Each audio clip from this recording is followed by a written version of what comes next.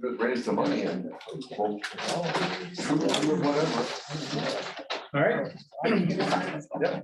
My clock says 6 o'clock, so there you go. So before we call the meeting, I would like to say welcome to Ken Butler. Thank you for joining the planning commission. And thanks for nice gentle break-in meeting.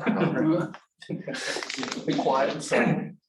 So then we'll call to order the planning commission meeting for Monday, March 28th, 2022. And yeah, we'll roll call. Room. Say here. Or... Brown. Oh, I'm sorry. I'm here. We all do that. Yeah. I'm looking at Brown? this one, yes. Butler. Here. Helmer. Here. Worth. Yes. And Webster. Yes. Hiley. Yes. All right. We'll do the pledge of allegiance. Pledge allegiance to the flag of the United States of America and to the republic for which it stands, one nation, under God, indivisible, with liberty and justice for all.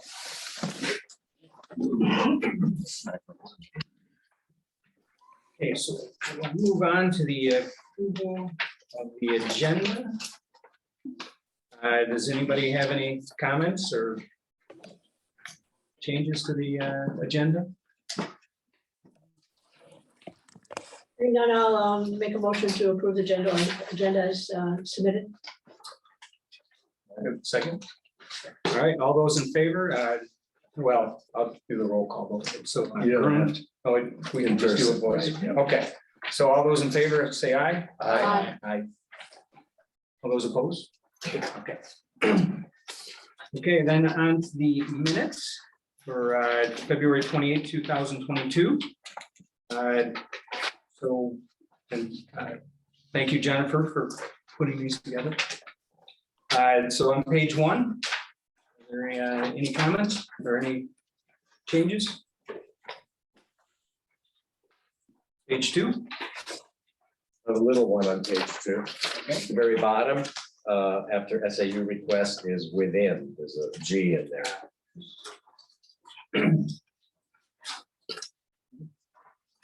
Page 3. It is at the top of page 3, it used the word waived.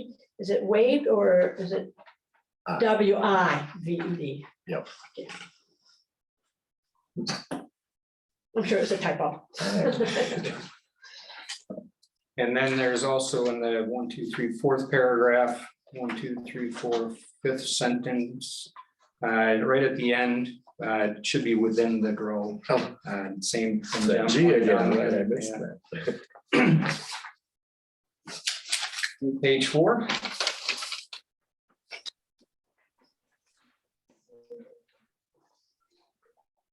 I think the only comment that I saw was on the bottom of the page, under attainable housing. It's once the second sentence starts off with is happy to help with reviewing the definitions within the township. I'm thinking that is supposed to be Denise. Yes. Is happy. Yeah. Just make it sheet. Or she, Right. or she. Page 5. Page 6. 7. And 8. Move to accept the minutes as amended. Support. All those in favor, say aye. Aye. Aye. All those opposed? Thank you. Okay. So we had approval. Okay, now we'll move on to the public comment period. I believe there's probably, so there's 2 projects that are on the agenda for this evening. There's the North Shore development, old business, and a new business. There is the Dollar General that we'll be discussing. There are no public comment period for either of those projects. So anyone that wishes to speak should do it during the public comment period of the meeting, which is beginning now. I will say that Planning Commission has received several letters, more than several letters from the public regarding the Dollar General one. We've had ample time to review them. I'm sure we all have looked at them. I don't believe there's any need to repeat them. Because we do have them in the comment, we have taken them into review. Obviously, you're more than welcome to, because it is a public comment period, but I just wanted you to know that we do have them on file, we have read them, and we have taken them into account. So at this point, just so that everyone knows, if you're speaking as an individual, you'll have 3 minutes. Lene will keep time, and she will let you know when there's 1 minute left. And then the gavel will sound at the end of the 3 minutes. If you're speaking for a group, you will have 5 minutes to speak for the group. So anyone that wishes to speak, I guess we can start out. We do have Zoom meeting as well, so Zoom people. So I think what we'll do is we'll start with the people that are here. And why don't we just start? We'll go row by row. So row 1, if anyone wishes to come up and speak, now's your time. So if we already wrote a letter, you're saying we don't need to speak again? I don't feel that you do. If the letter is here, it was turned into the Planning Commission. We have it on, we've read it. So to me, the comment's already on record. So I don't think it's necessary to say it again because we've heard it. So I suppose if they had something to add to it. or if you have something to add to it or new information, you're more than welcome to, add to it as well. Yes. Okay. Yep. So no one in row 1, row 2? Just wanted to add one more thing. Do you want me to come up there? Absolutely, yes. And when you come up, just say your name and your address and. Okay. Lynn Kirkcaldy, 242 Lakeshore Drive, Fenville, last property on Saugatuck Township. I have spoken to Nicole from Allegan County Health, and I'd like to turn this over to you. There is an ongoing monitoring situation from the spill that occurred back in the 2000s, and they are still monitoring. And also wanted to give you I have the master plan for Allegan County. And it states in there in 10.9 that we are in high vulnerable soils in our area.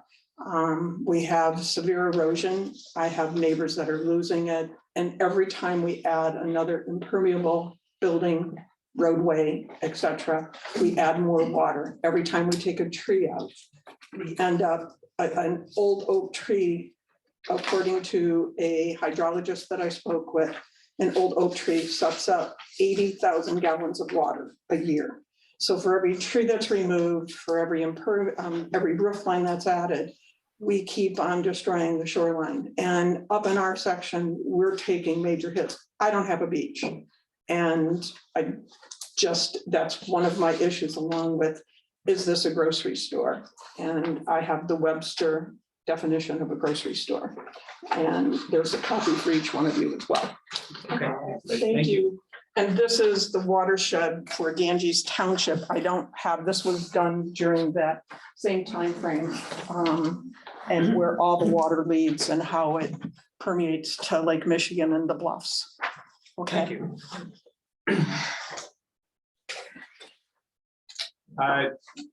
Okay, row 3. And at this time, then we'll go to any Zoom. I believe the Zoom people can speak. Please use the raise hand in the reactions if you'd like to speak.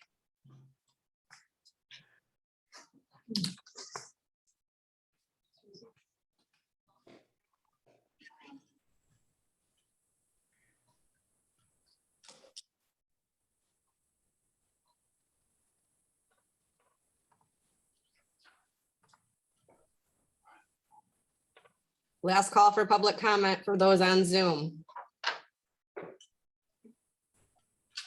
All right, no one? Okay.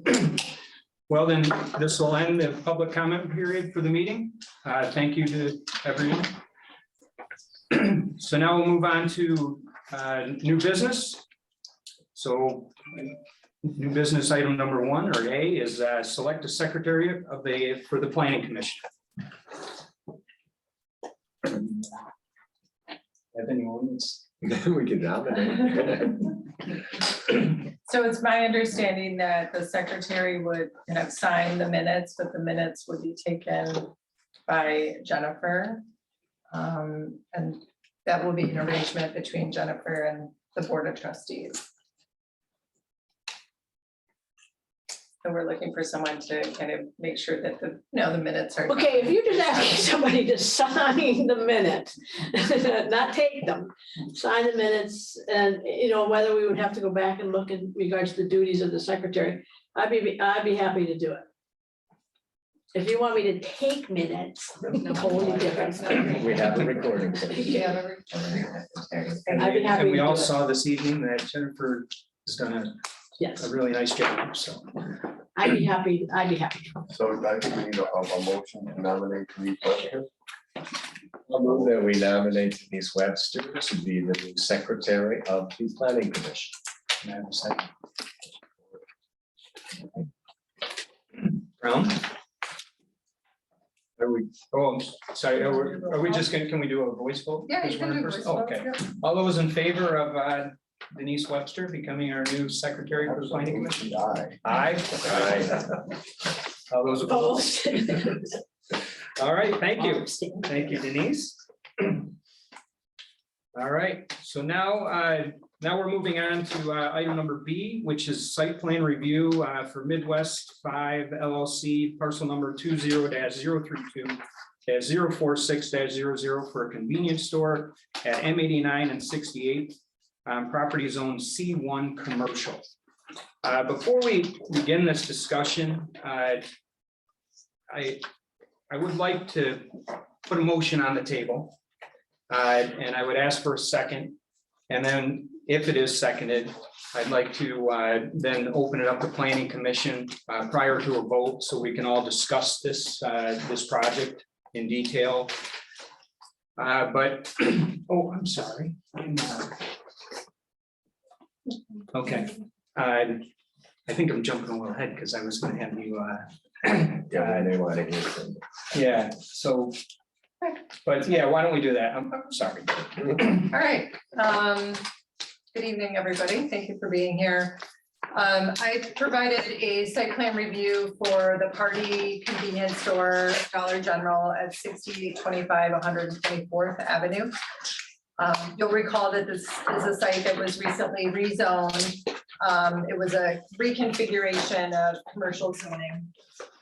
You'll also see in your packet that you have a site plan, you have some architectural renderings, you have the floor plan.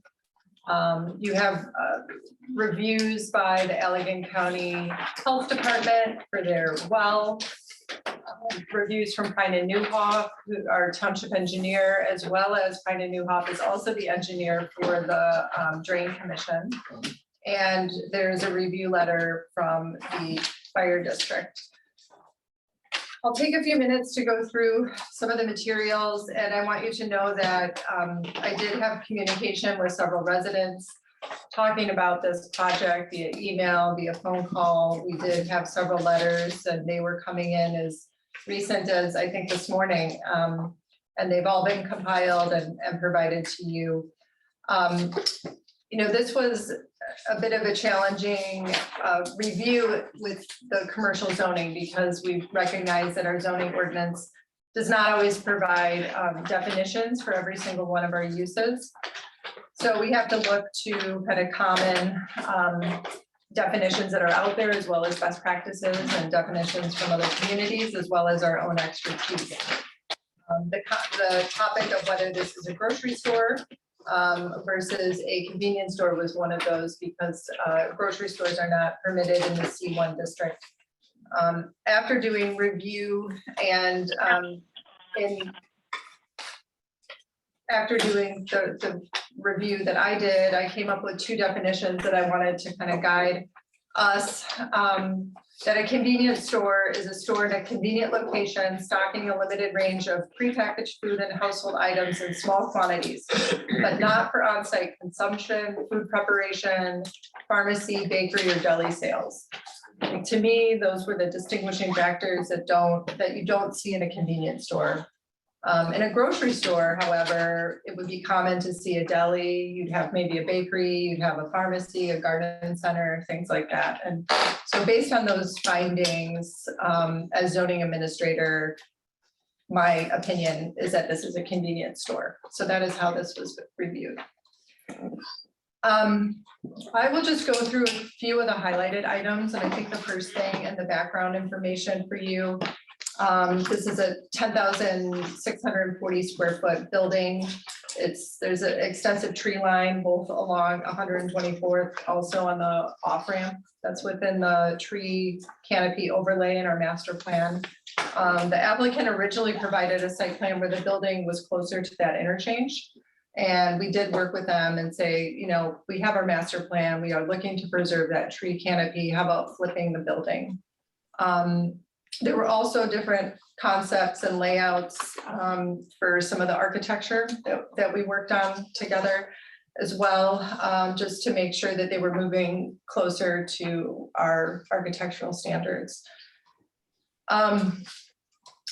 The topic of parking has come up, and I know that speaks to some of the stormwater concerns that the residents have.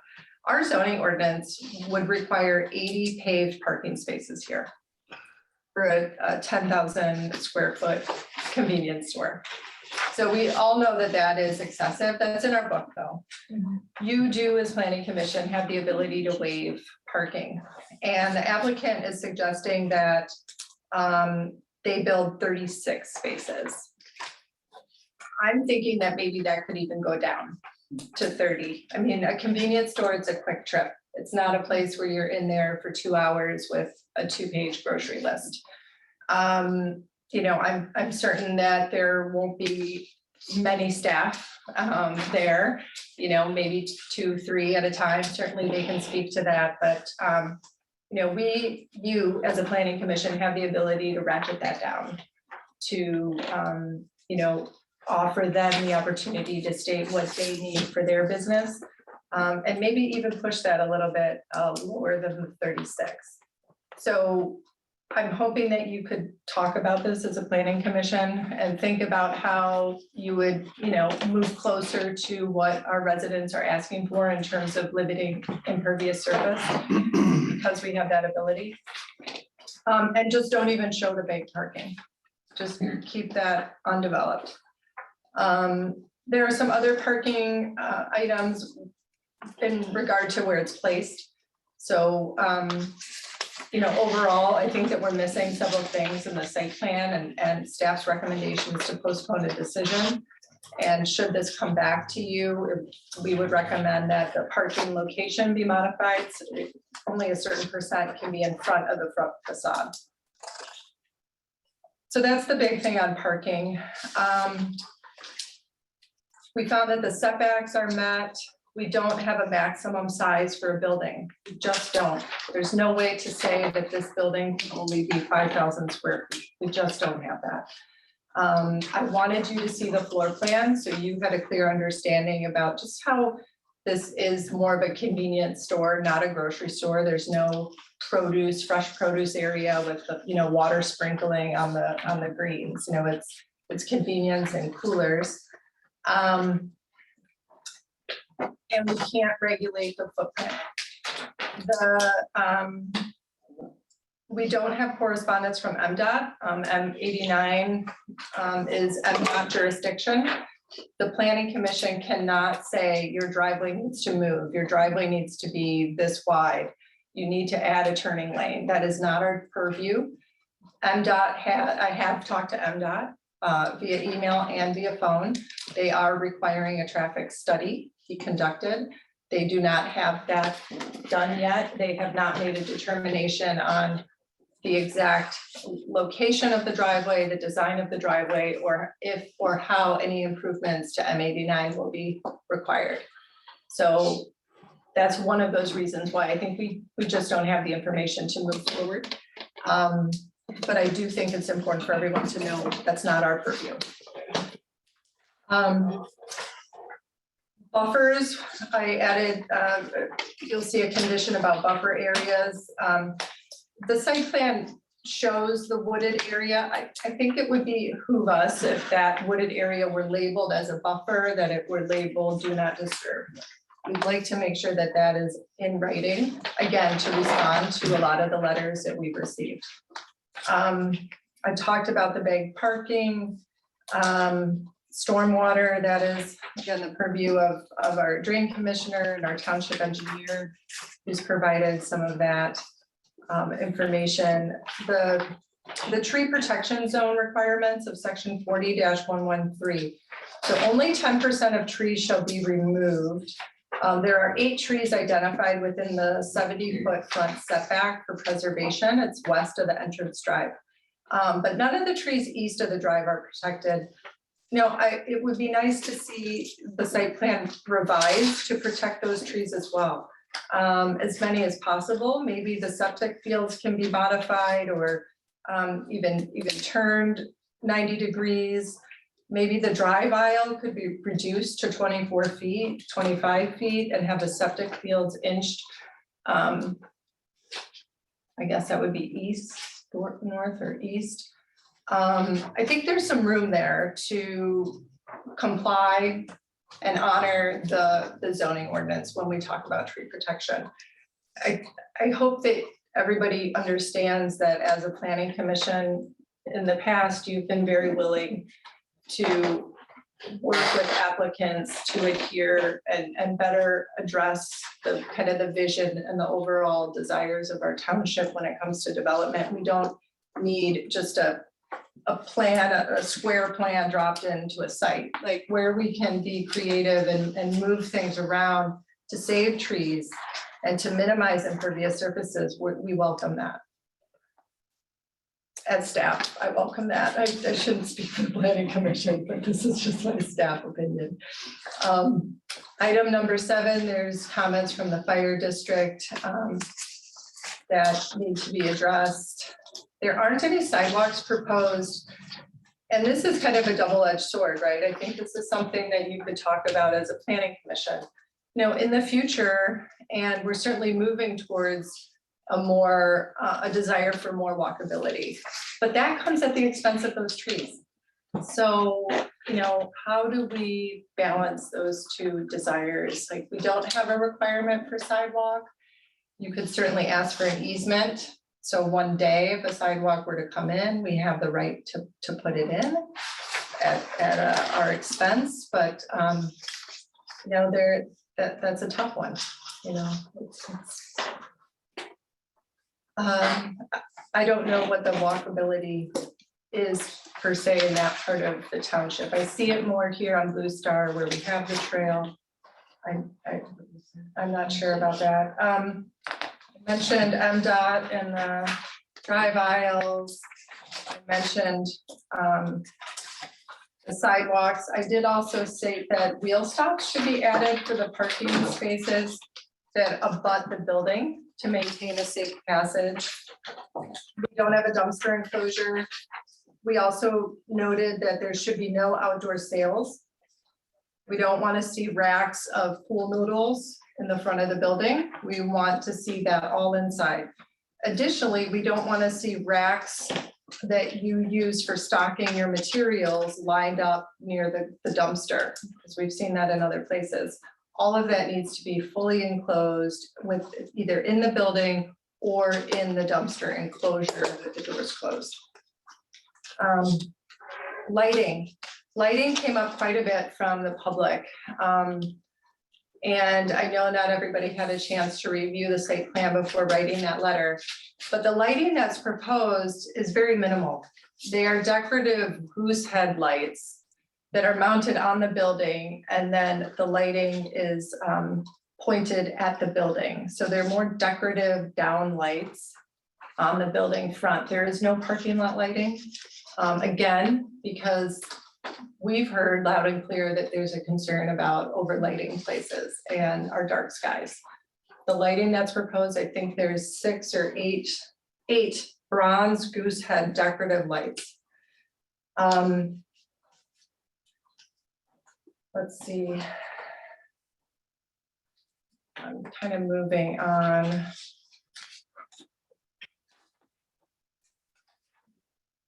Mention the outdoor storage. There wouldn't be any hazardous materials. I did want to mention signage. So we don't have signage on the plans per se. I think signage is often kind of that first thing that you see and kind of react to with a business. Our ordinance says that we do not allow, or that lighting shall be external. So I believe in the report, and this is something that we could talk about either tonight or at another meeting, that we would not allow a lit kind of channel light on the front of Dollar General, like a yellow cabinet that's lit up. That would be internal lighting. We allow external lighting, which means that Dollar General sign is maybe like black lettering, and then there's a goose head light or 2 pointing down on that light. The other signage would be out at the street. We allow a pole sign, but it would be nice if the applicant, you know, we've shared all of the letters with you. There's a concern about rural character, our community character. You know, those monument signs can be more modest. They can be a little bit less strip commercial looking. And, you know, anything you can do to keep that in mind and maybe lean towards a more modest monument sign that's more decorative, that matches the building versus what we see at other strip commercial settings. And then I provided several comments about the architectural standards. A lot of the standards have been met. I did think that we need to see renderings that are fully dimensioned, that show the rooftop mechanicals if there are any, and maybe there aren't. And I believe I also wanted to make sure that the glass and the glazing of the storefront meets our ordinance, and it's not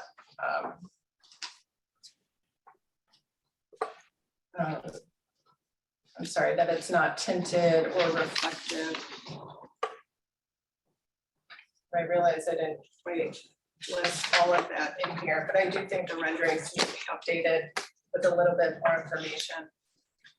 So with that list of things, so the parking, the tree protection, we do need more detail about the lighting, even though it is minimal. We want to make sure that the light color too is not kind of that bright blue, that it's about a 2500 Kelvin.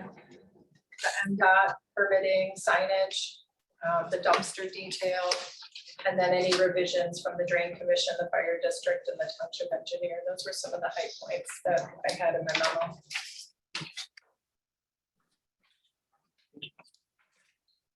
Right, and at this time, I'd like to open it up to the developer to walk us through.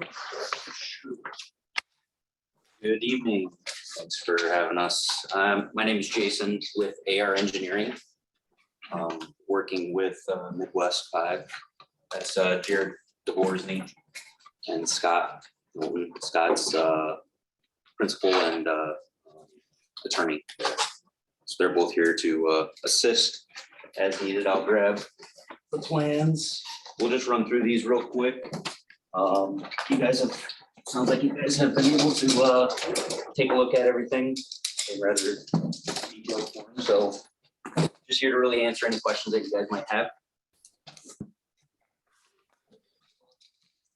I'll grab this. So, as mentioned, thanks for the good summary, Lene. As mentioned, the site is located along 124th Ave, M89, just east of the I-96, 196 ramp, a bit west of Blue Star Highway. this is kind of the existing conditions, the site. You got another check there. Yeah. So. You said you're gonna get money, you might just be able to cash those. Yeah. So the site is partially wooded. Majority of the frontage is, there's a small portion on the easterly side that's not. Westerly side, easterly side. So, and obviously, as you know, in reviewing with Lene, reviewing with some of the other agencies, we've kind of modified this to help reduce some of those footprint concerns and some of those impacts that Lene has presented and that some of the public have presented. So, but we wanted to bring what the set that you guys had in front of you versus, and then we can speak to some of the changes that we've had worked through with some of the other agencies, as well as in working through and discussing with Lene in more detail. So from a layout standpoint, obviously, the drive, it does mirror across the drive on the south side, the small business over there. We did have a preliminary meeting with MDOT back in November. And based on that discussion is where we show the drive. Obviously, we are walking through full permit approvals with them at this time. As Lene mentioned, they did request traffic impact analysis. So we're working through that with a traffic engineer to get that over to MDOT to walk through. To kind of speak through the overall layout, we've worked closely with the health department from the well and septic standpoint. The well is positioned kind of in the far corner, which is what they required. The location was required just due to isolation from other aspects on the site. The septic is located up kind of in the frontage area. We will just need to construct one of the two fields, but we do need to show a reserve field as required. So we're gearing towards constructing kind of the easterly portion to save trees kind of on the west side. So.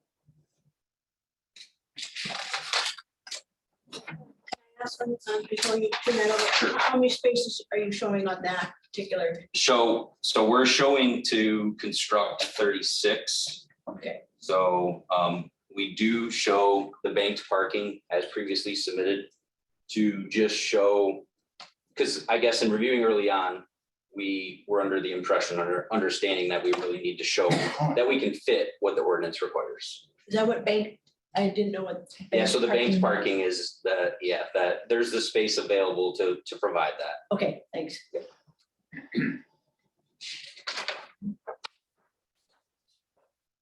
So kind of look real quick, this is the utility layout.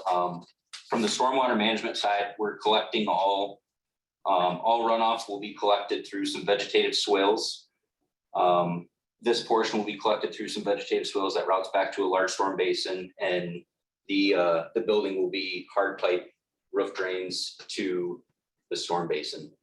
So in reviewing, we have received some comments back from the drain office, and we received some minor comments originally and a couple of additional loose end comments, which have all been resubmitted to the drain office. We did have to provide some sediment forebays on both sides, which is like a pre-treatment. And so all the water from the parking lot will be pre-treated prior to getting into the large basin. And the storm basin is sized for back-to-back 100-year events. And so you typically will size a storm basin for retention for 100 years, for a 100-year storm event. And then normally you have 1 foot of freeboard, 1 foot of additional volume on top of that. Allen County Drain Office requires back-to-back 100 years. So the system's been designed to meet their requirements. And as mentioned, we resubmitted the last kind of revision to account for the forebay requirement that was resubmitted on Friday. And so I'm hopeful that we'll have permit approval by the end of this week. Got a question, that the stormwater, when it's quote, full from a 100-year event, how deep is that? So the back-to-back 100-year event, if the water is not infiltrating quick enough and we've got a very, very large event, it is just over 4 foot, it's right about 4 foot. Okay. So if it's 4 feet, are you gonna do anything to prevent kids from getting into it? So we've looked at what's required with the drain office, and that, I guess, keep in mind that also doesn't take into account that I know the soils have been talked about, but we had to run infiltration testing, percolation testing on the property. And so that actually doesn't take into account that the water is draining at so many inches per hour with the infiltration side of it. So it's actually the back-to-back 100-year events. It is actually calculated to drain in about 14 hours. So even like in winter, when the ground is frozen, that's low enough that that's not gonna freeze and it's still gonna drain. So if we get a very large downpour and it somehow freezes, we get a freezing, there's a potential that it could, but yes, it is designed to infiltrate in, I believe it's 16 hours. Okay. So by the time we hit that frozen ground, if we have freeze, some thaw and some other aspects, it'll freeze over, but. So there's no outfall for the pond, it's just infiltration. Correct. Yep. So it is not being discharged. MDOT won't allow us to discharge to any MDOT right away. There really isn't anything out there. And the drain office has a drain quite a ways north and south. And they have deemed we've provided the sufficient on-site testing to show that on-site retention is the best route to go. So if you're gonna drain all the water, where are you gonna create the water system for the fire department? Because you're gonna be on a well. And if there's a fire to be fought there, you have to supply water. If your building's on fire and the power goes out, that means you have no water. So how are you gonna satisfy the fire department's necessity for having a water supply, tanks or something to fight the fire? And that's one of the aspects that we're working through with them is we've got a fire consultant that we're working through on recommendations to how to address the comments that we're receiving from the fire district. So that's one of the remaining items that we do need to work through. Because yes, you're not gonna use the water that's in the pond because you're designing that to drain away Sure. straight away. So your solution will have nothing to do with the pond. Correct. So we've discussed several different options with them, whether it's an above ground like reservoir or a below ground reservoir or above ground system. So we're working through those different options and how to address that. Okay. And as mentioned before on the well and septic, we have received permits on both of those from the county health department. So both of those have been approved, as well as the soil erosion sedimentation control permit for erosion control. On the erosion control side, this is the grading and erosion control plan. So the site, as mentioned, the site is graded to have some swales. We did add a 4-bay, same thing over here. And the site is designed to maintain all runoff. We actually did have to take into account runoff that comes from our neighbor. That was one of the last remaining items that the drain office did request and require. So the final updated plan that was resubmitted to them on Friday did account for neighbors runoff as well.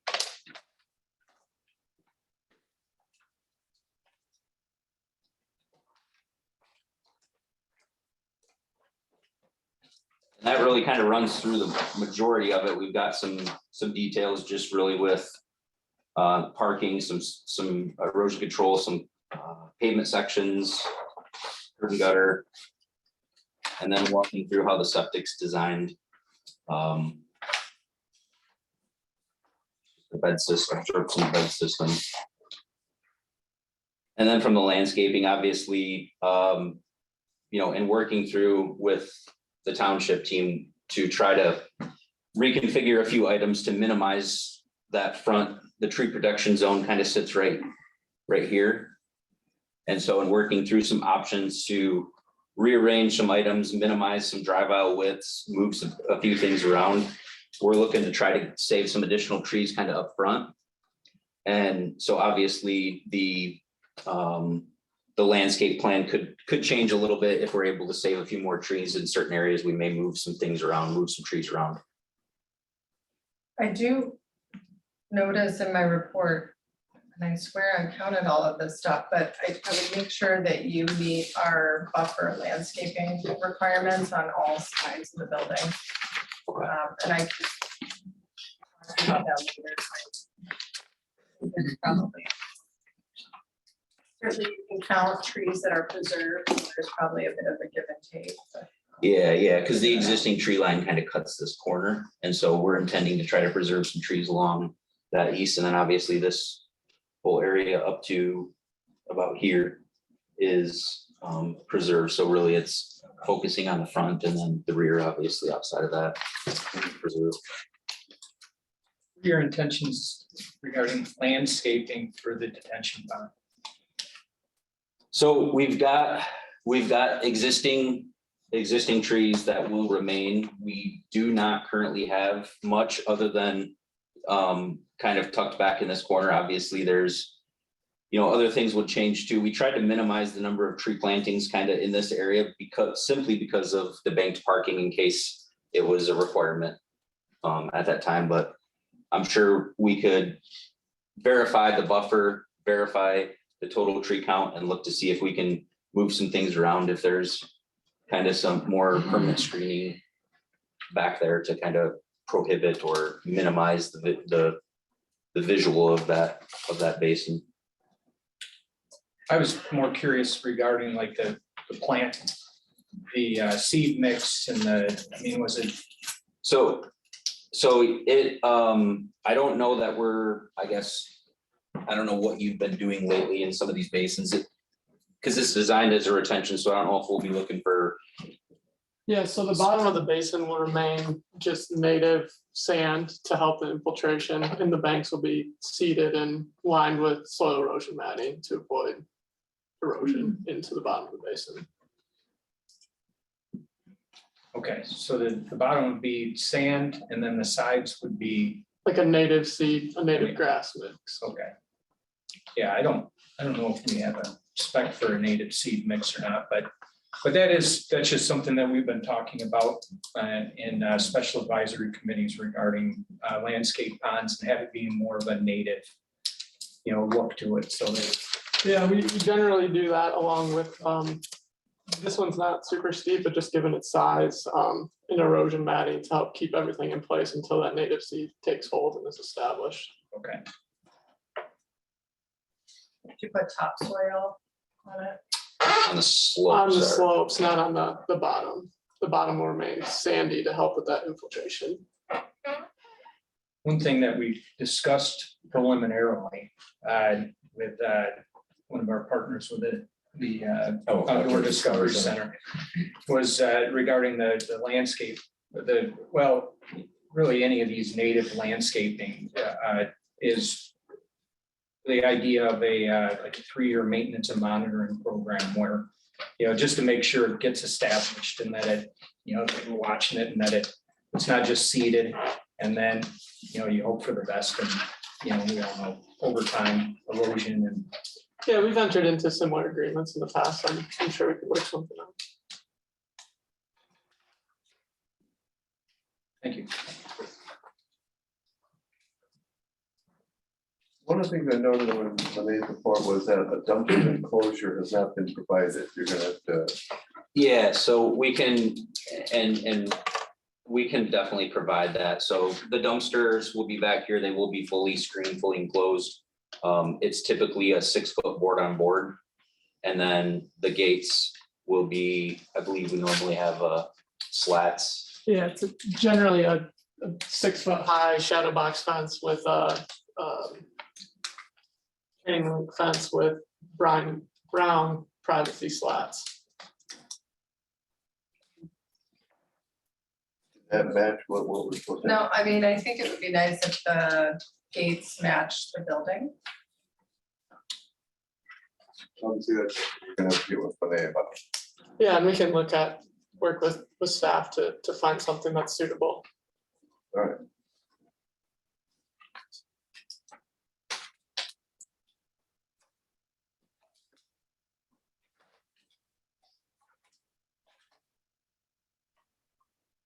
Is that kind of runs through everything. Obviously, if there's any questions, I don't know if it makes sense to touch on any specific other items that Lene had mentioned, but as I said, we're working through final items with the drain office. The township engineer, I know he had a few comments. Those, we don't see any issues with incorporating those on the revised plan set. And then, as mentioned, MDOT, we're working through the traffic impact analysis as they recently requested. And so we'll provide that to them. And When do you think they'll do the traffic study and when would you have that?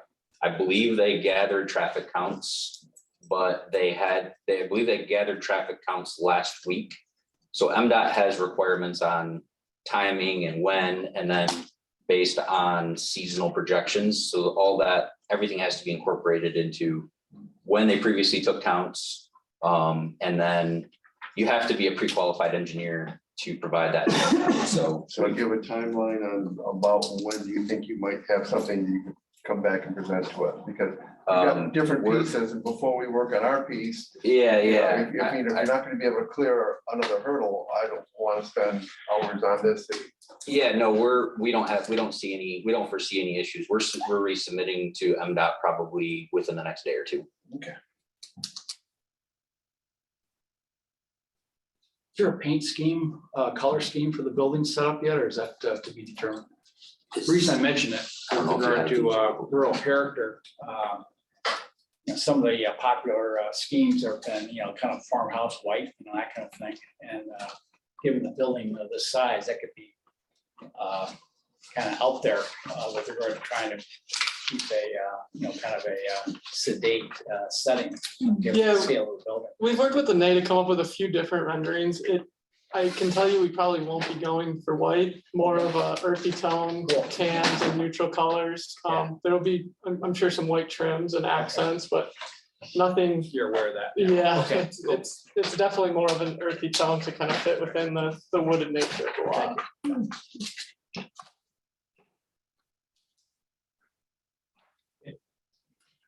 So you actually accepted this notion of not doing the bank's parking spaces? Is that? Yeah, we from the developer standpoint, and Jared and Scott can speak to this a little more, but from the owner and the operator standpoint, we 100% do not need nearly that many spaces. And I think 36 kind of sits on that high end. I don't know if there's anything else to add on that, but yes, we do not need the spaces. We are 100% behind leaving that more natural area as well as green area. Yeah, because as a planning committee, one of the things we're looking at least from one of our advisory committees, is maybe moving more towards requiring instead of a minimum number of spaces, just to say, don't exceed this maximum number of spaces, and then allow the developer to say, okay, this is what I'm gonna need. Because you guys know it. And I think, that's kind of what we're going for, is less, less is more in this situation. Yeah, and we'd agree with that. I know we showed 36 originally. Lene had suggested possibly 30, which if that's the desire of the planning commission, we could. So you could live with 30? Yeah, we could accommodate that, if that's. Is the store to be located there similar to the one that's on Woodstow Highway? Right next door. Next door. As far as like the look or size? No, just like the general stuff that you're gonna be selling there. I guess I'm not familiar specifically with what's at that store, but I provided Lene, yeah, I'd have to go checking, but provided Lene with a prototypical floor plan of different merchandise that would be in a store of this size and layout. We had talked a little bit about changing some things up in the front with the bathrooms and trying to get that transparent glass. That was the desire of the zoning, I guess, Lene, and working through that. So some things might change slightly, but that the merchandise and kind of the layout will be pretty similar. The reason I ask is I know Lene's opinion is that this is a convenience store. And this is my first night here, my first time through this wonderful 3-ring binder, which is really entertaining reading, and looking at your print, but I'm just having a problem with the definition of a convenience store versus a grocery store. And I'm not prepared to say it's one or the other, but if you can buy milk, bread, cheese, wine, including fresh produce, which is what this store now has, both fresh fruit and fresh vegetables. If it looks like a grocery store, walks like a grocery store, talks like a grocery store, and you have all the other items, you know, it doesn't mean that's only half the store, then you have the rest of it, which is automotive products, barbecue starter, charcoal. And I'm having a hard time on the word convenience, because if you ask any store owner along Blue Star Highway, they will tell you, we have a convenience store. So you walk into Overijssel Lumber and they say, we're very convenient. So I just, a convenience store in my mind is not 10,600 square feet. But I'm a retired attorney. I haven't researched that. And maybe I have to call the township attorney and get with Lene, because we just met tonight. But I mean, just to tell you gentlemen, that's my problem with this, is that it looks like a grocery store. It has all the only thing it doesn't have is a pharmacy, although you have a whole aisle of non-prescription drugs and shampoos, the rest of it. But yeah, that's the part I have to research, because it looks like a grocery store, which under the zoning, it would not qualify. So just thought I'd let you guys, and I'm just learning all this. This is new. But yeah, that's my other issue besides the fire park problem. Yeah, and I understand. I mean, we had extensive conversations with Lene on the zoning classification, and from my standpoint, I can just offer what we talked about a little bit briefly. Is, to me, and through our experience, we've generally been classified as a convenience store. To me, a grocery store, and I think Lene did a very good job summarizing it in her letter, is not so much. I mean, it's kind of a two-parted classification. There are the goods and the services sold at a grocery store, like the pharmacy, the bakery, the deli, that fresh produce and. No, you've got fresh produce. At least this one does. Yeah, and that was fresh Butcher shop. well, and If I may, if the store in someone's mind turns into a grocery store, then the, ordinance enforcement division can call them on it. Well, yeah, but before we go ahead, I mean, that'll determine which way I vote with it. And like I said, I'm just getting started. I need time to research this. But Completely appreciate that. And I support the fact that Lene has done a good job summarizing, and I encourage you to do your own research. But we are classified as a convenience store, and that's what we're gonna argue. well, that's why we have courts. Yeah. Right, and Ken, we'll discuss on that and we'll start something and bring it to the planning commission for discussion. Technically, we have to bring them up. You have to, I think, go ahead with your motion. Yeah, but We're not there. yet. Yeah. Do you have any renderings there to share with us relative to the signage questions? I don't. We don't handle the signage personally. That's a third-party vendor for Dollar General. I did speak to them. The monument sign, I don't think would be an issue. I would like to talk with them and probably have a formal submittal. Generally, that doesn't come until after site plan approval, as the typical kind of sequence of events as they're used to. But I did speak to them earlier today and mentioned it was kind of a hot topic and something you would want to see. So I think we can work on getting a submittal in from them a little earlier with the specifics. Now, do you happen to know, either of you? I'm pretty sure Dollar General itself has some strict signage requirements. And it sounds like we're hoping and proposing variations from that.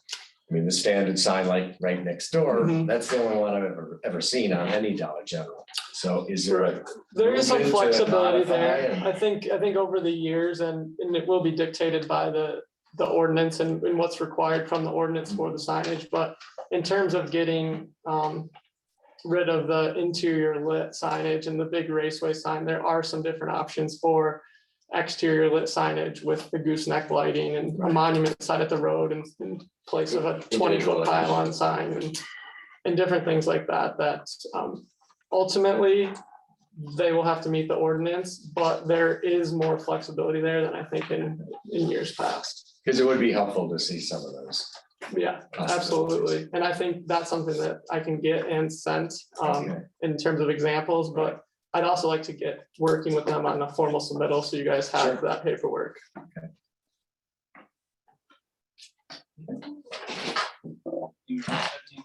Questions? Or do we, I'm sorry, will it be do you know yet what the operating hours will be? Will it be similar to the one we already have, or Yeah, typically it's 9 AM to 9 PM, 9 to 9? sometimes 9 to 10.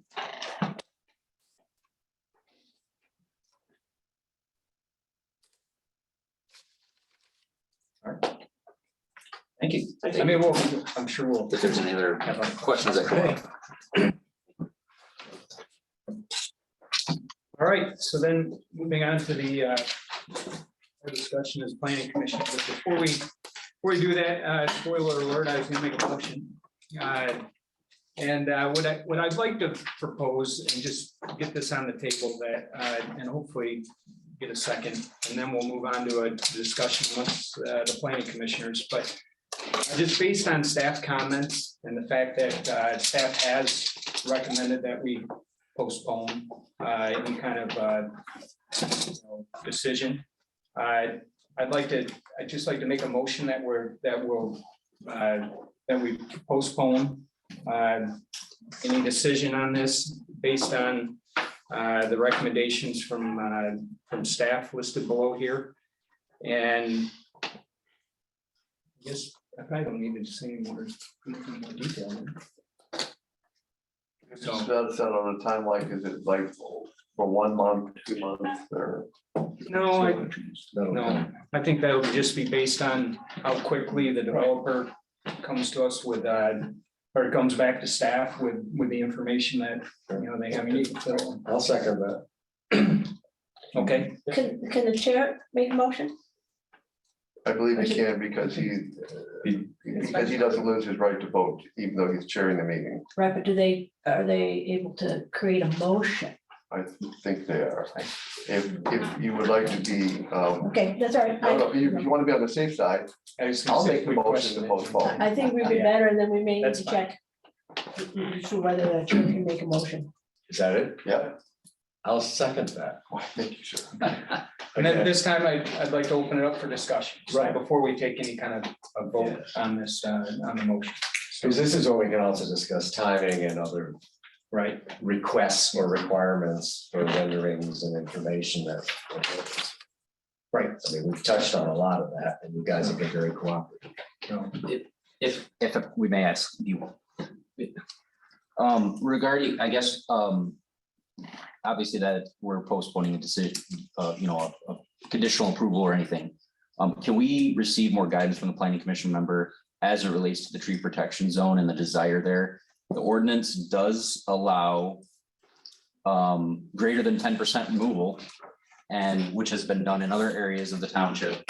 And so our submittal obviously showed showed greater than 10%. In working with Lene, we're looking to reduce the footprints and move things around to maximize saving that. But that 10% mark, it does specifically talk about with site plan approval, site plan review, greater than 10% is permitted. 10% or less is by right. And doesn't need approval, doesn't need anything. So I guess I would ask if we're looking to get creative to move things around, but that 10% in front, I think we still have requirements that we have to meet from the drain office. We still have requirements that we have to meet from the septic management and MDOT. And so we would ask for some understanding and some flexibility on that 10% line. Because it does specifically state that. beyond States 10%. no more than 10% of the protected trees located within 70 feet from the edge of the right of way may be removed without approval. Site plan approval, yep. So greater than 10%, we would ask to allow that. Has there been a tree inventory taken yet? So there's been some minor trees for greater than 6% diameter at breast height. But not every single one within that front. And so obviously near the western portion, we're not touching anything. There's several trees that are undesirable or dead. That obviously maybe we can note that as well, because I don't think we want a hazard tree that could fall on the building or a vehicle or. But a dead tree could be replaced. Yep, and that's what, and that's the other thing is we can inventory the trees that we're looking, at least best inventory to our ability, the trees that we're looking to remove, and obviously we are proposing quite a few trees to plant too.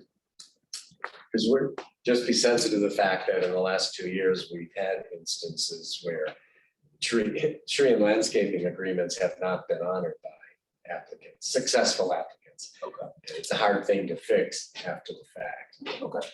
Yeah.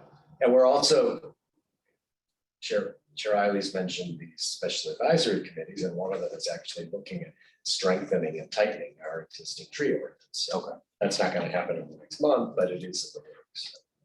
It's important. Well, I think it's important to us as well. I think all we're asking for is a little flexibility and just maybe a little more direction on the location of the drive and the parking within that CPZ, and also, I guess maybe some decision if one can be made on the parking count that the planning commission desires. The location of the drive is really, isn't that more steered by MDOT? 100%. But from the right of way line up into the drive at the front of the store is located within the tree protection zone, which would mean that there is a possibility for some trees greater than 6 inches to be removed in that area. Yeah, so it's allowed to be there, but then it's also on the other end, it states that you need to save, that you can only remove 10% unless approved by. So I think, I was gonna say, I looked at it a little bit, and I think from the right of way line up into the drive in the tree protection zone is about 5,000 square feet, give or take. Based off of the ordinance, there is a 20-foot strip that's allowed within the tree protection zone for the drive. And then as Jason mentioned, the other 10,000 square feet, which brings us to roughly 36,000 square feet of allowable clearing. So we would be looking for some leeway in the neighborhood of 2,000 square feet. And 3,600. Yeah, 3,600. yeah, excuse me. Yeah, so there's somewhere in the 2,000 to 3,000 additional square foot beyond what's allowed, and what's allowed, I think, is 4,000 or so square foot. So I think it's a hard way to try and categorize it, because it is by the specific tree and by the size of the tree, but just more direction. What you're asking is if design changes and locations, and they may cause for some additional removals. We're looking to try to reduce what you see on the plans. We're looking to save more than what you see on the plans, but it to get to that 10% that is permitted by right and not that you don't have to obtain approval. We're trying to get creative to find a way to get as close to that as possible, but I don't think we can get there given all the other hurdles that we have to account for, septic and storm management. Does the septic have to be up front? So it has to be isolated certain distances from water lines, storm sewer lines. We don't really have any storm sewer lines other than header pipes. And it has to be isolated from the storm basin, and the well and the bathrooms. Or the well and the storm basin. So the health department has approved location Yes, with all those constraints, yes. Correct. and there is no other options. To your knowledge, unless something, Not at this time, to our knowledge, no. If we have some flexibility on the parking, we might be able to find something to move. Like flexibility above and beyond the reduction of the spaces and the. No. okay, so at this point, Lene, do we need to put the conditions on with this motion? Or is it clear that, that we would be happy, we're really trying to preserve the trees, we're, as much as we can, reduce the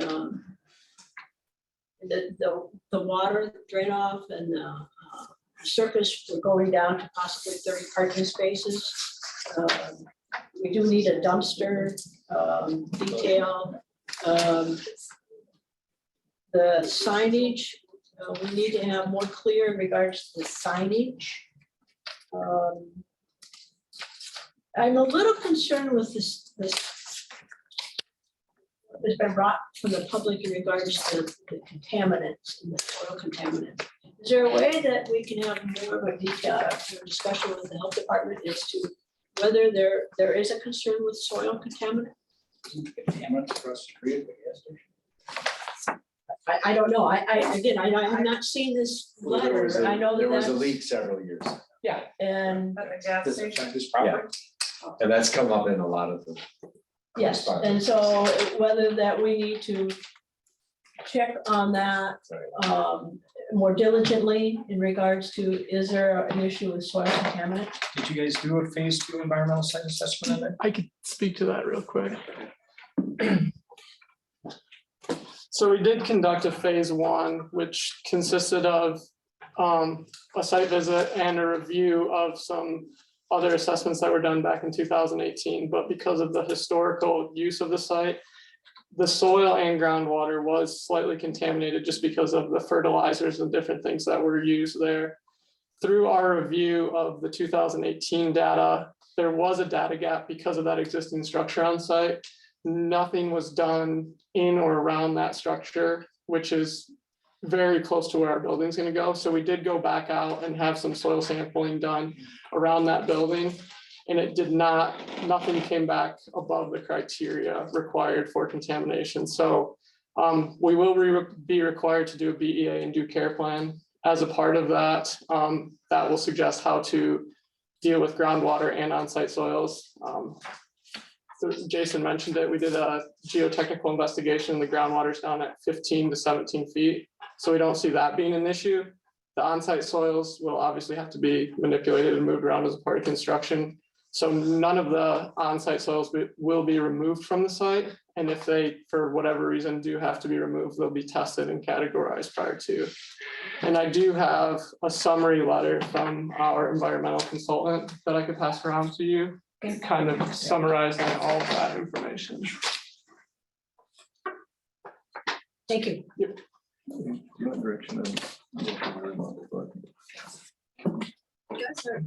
Yeah, I was thinking, if there's a way to move these septic, because I mean, all the trees would be cleared there.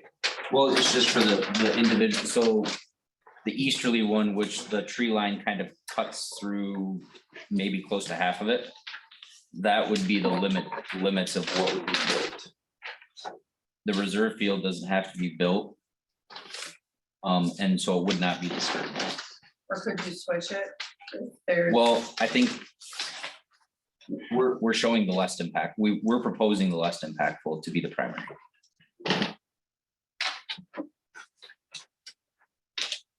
and they couldn't be moved, if you say you could just got rid of some of this parking, could they go up here? I think we would feel comfortable if we could get a ruling possibly on the allowance of 30 parking spaces. That would probably open the door for us to do some additional investigation and see if there are possibly other areas where that septic system would work. I think we've already agreed, right? Yeah, I don't- The 30 parking spaces, we agree. Okay. So then if there's something that can be done with the health department with that in order to preserve the trees, Hallelujah. But the health department is probably going to dictate some of that, that we, as much as we might like to preserve the trees, and we want to do that both from preservation and as well as groundwater, but we might be stuck, right, from a health department standpoint? Well, I think the health department reacts to where you put them. If the health department knew that, you know, we have this tree protection ordinance and, you know, they were shown at a different location, they might also approve the location. That's correct. So therefore, working with is, if we can preserve the trees that, you know, realizing that it also helps with groundwater and erosion and so forth, then great. Feeling like 30 is the maximum, if they had 25, 28, 22. What's the least, the minimum number you need? 30 is generally the minimum. And I, You gotta figure 2 or 3 employees, maybe 4. I mean, it's 10,000 square feet. Yeah, they're gonna have more people in that building at some time, just to keep that thing stocked. Right. It's not gonna be, you know, 1 or 2 people in there. the applicant feels that 30 is really the low number, I would support that. If they can go lower, like the 28, you know, but, you know, again, the less we have to have a hard surface, the better we're at. Yeah. The other one is, I think that we've talked about is the fire department, is that the concern of the fire department, and that we would need to make sure that that is taken care of. So we would need to have an update in regards to review from the fire department.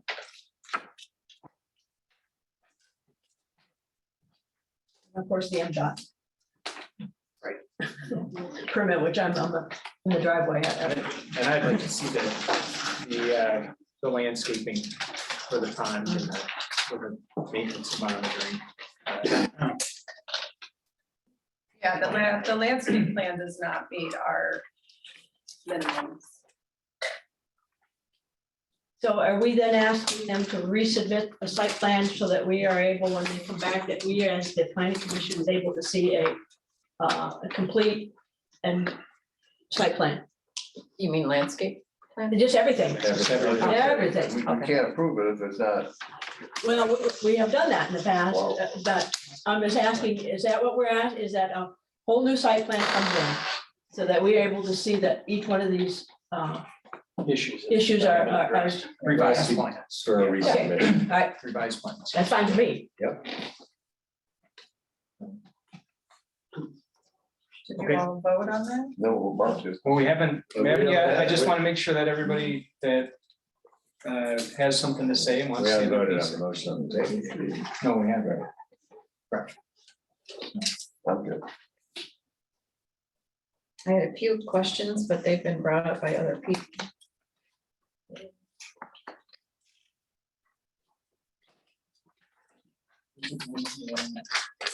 Questions covered as well. So, well, there is an existing motion on the table. And I guess at this point then we'll put it to a vote. Just to repeat, the motion was to postpone decision on this project until until a later date. And this item's a little more formal, will be postpone a decision on the site plan review for parcel number 20-032-046-00 for a convenience store at M89 68th Street on property zone C1. Motion was put on the table and we'll put it to a vote. Brown? Oh, I guess we can, I'm sorry. We could, Okay, yeah, we'll do. Oh, Brown. Aye. Butler. Yes. Helmer. Yes. Worth. Yes. Webster. yes. Riley. Yes. Okay, motion so passes. Thank you. It's actually very helpful. Thank you. Thanks for the information. Brian. Thank you. All right, so moving on to old business. We have a site plan review for 6 commercial warehouse buildings located at 3500 Commercial Boulevard in the C1 district on parcel 20-003-049-01. The applicant is Mr. Bosgraf, North Shore of Saugatuck. And this was postponed from January of 22. So I guess at this point, Renee, do you want to update us as to how the developers? Do we need to wait for our? Yeah, one of your. Oh, I'm sorry, I didn't know we left. Potty break time. Oh, sorry. Trying to move it off.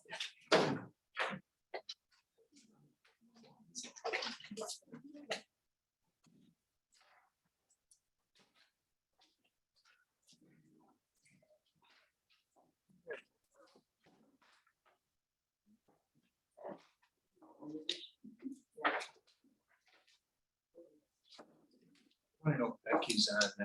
She's not. No. No, she told me she wasn't going to. She didn't even want her packet. She didn't want to email her. She's like, nope, I'll deal with it when I get back. She's enjoying vacation. Good for her. Enjoy.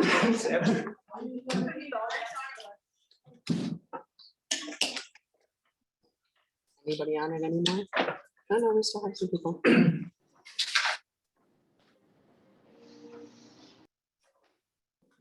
We'll keep unmuting. I think This my, was- my Dollar General review, I must have overwritten a paragraph that I had about the landscaping, because I counted all the trees, Oh, everything on every side, and it wasn't in my memo. And I know I wrote more about the window transparency thing, and it, so I don't know. You know, sometimes people come in or rings and I'm just, You can resubmit that as well. well, yeah, luckily, yes, there's another. Resubmit as amended. Oh. Those were single copies. I think you cut and pasted it. Yeah. I think it is, it read like Dollar General. I don't. Okay, well, you have to stay muted in the Zoom, please. If you need to say something, raise your hand for the board to call on you. Playing the flute? Yeah.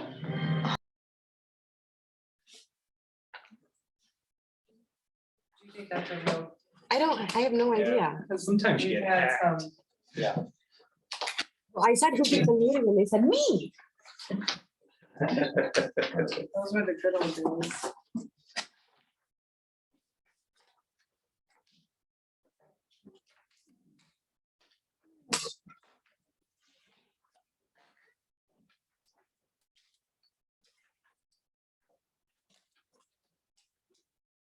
Ready whenever you guys are ready. Oh, everybody's here? No. Okay. I didn't know if you were on break time or if you're going. Okay. So, all right, well, at this point, I know Scott has given us a lot of information, or staff a lot of information since the last meeting. So if Lene, if you'd like to take a moment and update us as to where we've.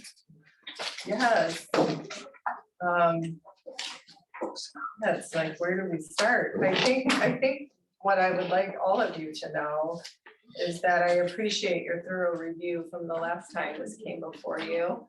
I think that was really helpful for us all to better understand our site plan review criteria, the expectations for applicants, and kind of gave us all just a better understanding about what the needs are going to be, and that we really want to leave fewer things to just conditions and see them here at this table in front of the planning commission. So I just wanted to start off with that. The other thing that you should know is during the time that Scott has been updating his plans, pretty much a day or two after your planning commission meeting, he had filed his Eagle permit. He also provided the condominium documents for the previous phases for us to review. And from there, we had ongoing communication until getting here. The other thing that happened was that we had a staff level meeting with Eric Davis, our building inspector, Chris Mantles from the fire district, Chief Janik, Jennifer was there. Who else was there? Maybe Daniel. to just go through some of the lessons learned with the previous two phases, talk about some of the visits that they've made to the units that are already built. And not trying to, undo previous approvals. What's done is done, but learn from that and incorporate some more conditions and kind of checks and balances into this third phase. So that's, we also had our township attorney look at some of those conditions, and we talked through, some of the questions we had with the previous two phases and how that relates to this current phase. We all had some education around building code versus fire code versus zoning code. Sometimes they don't speak to each other. So we really tried to do our best. And also understand that, also understand that Scott has, there are property rights out there. We do have another use in our ordinance that's not defined. And so again, we're doing our best with the materials and the kind of, I feel like the collaboration with the applicant. So what you'll see before you, I believe, represents a full checklist. Scott has been in a few times. We've gone through that checklist in the zoning ordinance. I know he's met on site with Eagle, with the adjacent property owner, because he's doing a lot line adjustment to make sure the setbacks are in place and the buffering can happen within his property and not rely on adjacent property to buffer.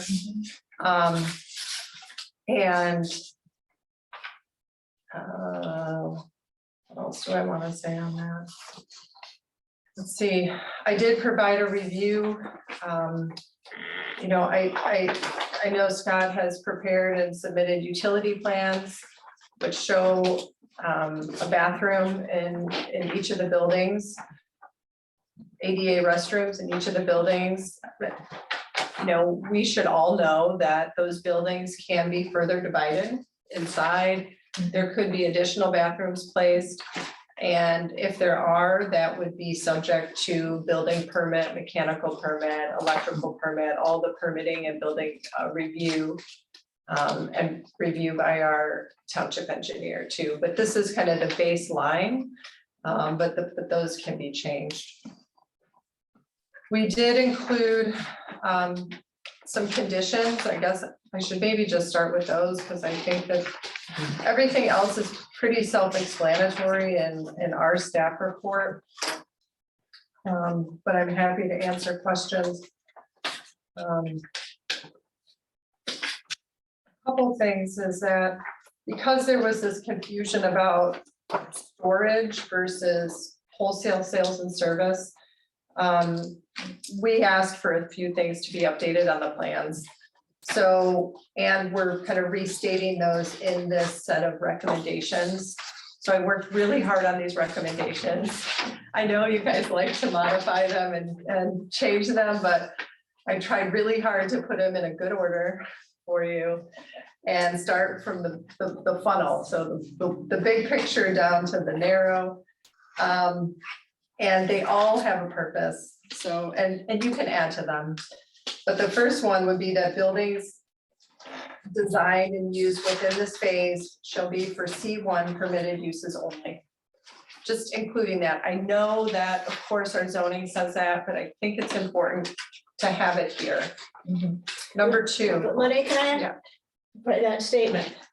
This is for wholesale sales and service. By placing that statement in, does that mean any permitted use can be done in C1 in that building? Is that what that statement says? That's how I read it. I'm not sure if that's what you meant, but that's how I read it.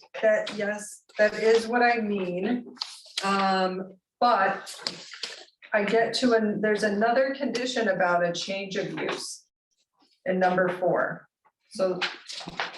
Okay, all right, so just starting big picture. Right, okay. You could take that out, but starting big picture. The C1 is referenced because C1 does not allow storage on its own. Okay. Storage could be ancillary to wholesale sales and service. Okay. Number 2, the use wholesale sales and service shall mean And here's me putting a definition in the condition, because we don't have any other way right now. We're not doing a text amendment of our zoning ordinance. So I worked with the township attorney. We actually found a definition from a community in Utah with the same use, so we were inspired.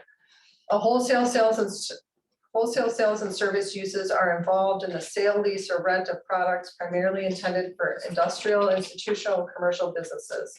The use emphasizes on-site sales or order taking and often includes display areas. Businesses may or may not be open to the general public, but sales to the general public are limited. Products may be picked up on site or delivered to the customer. Accessory uses for wholesale sales and service use may include offices, product repair, warehouses, parking, minor fabrication services, and repackaging of goods. Number 3, according to the use table 40-1046, storage facilities may be combined with other permitted uses within the same space in conjunction with wholesale sales and service. There was question about, well, could somebody store items? And it's clear there's this asterisk in the table that says that storage can happen in conjunction with the use. Any change of use from wholesale sales and service shall require administrative review of the site plan and building layout and construction plans by the planner, engineer, building official, and fire district. So that would make sure that if, say, somebody comes in there and wants to do a restaurant, that's allowed in C1, that we're reviewing that.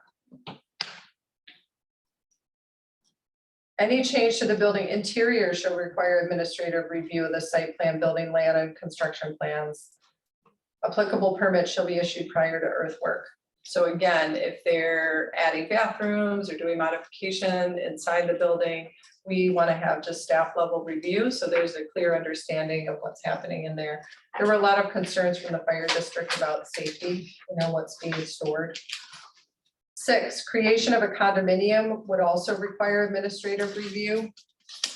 And in the condominium documents, we're going to be looking for language that talks about C1 uses and prohibition of storage as a principal use.